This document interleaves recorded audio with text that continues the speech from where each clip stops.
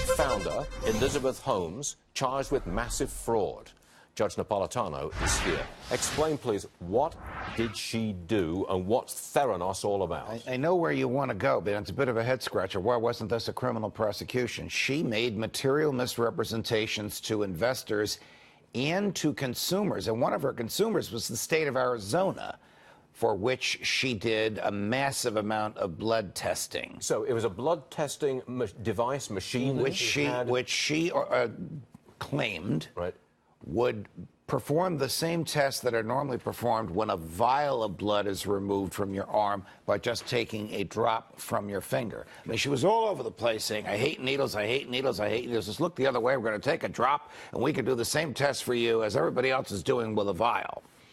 And it wasn't working the way she was making the representation, and investors lost money, and the SEC went after her. And yesterday, she settled the case.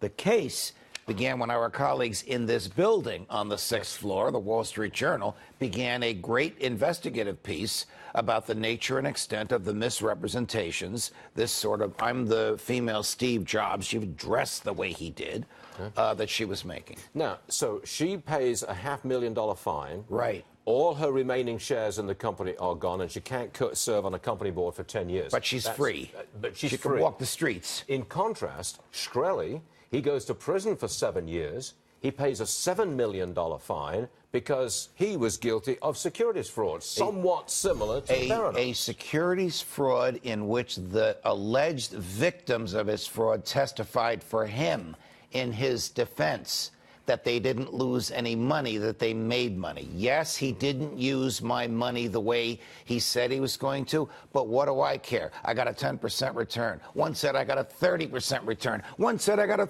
50% return.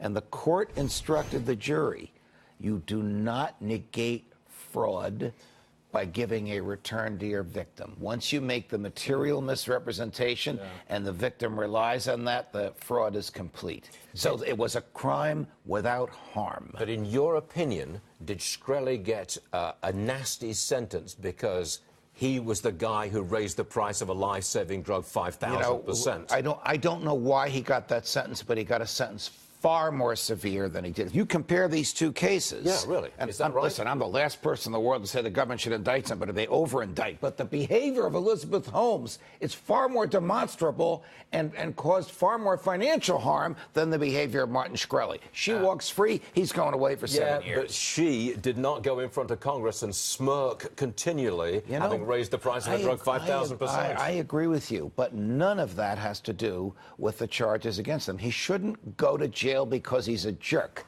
Stuart, one has the right in America to be a jerk. Yes. I know it well, my son. I do indeed. All right, Judge, you're off the hook. Thanks so much, sir. We'll see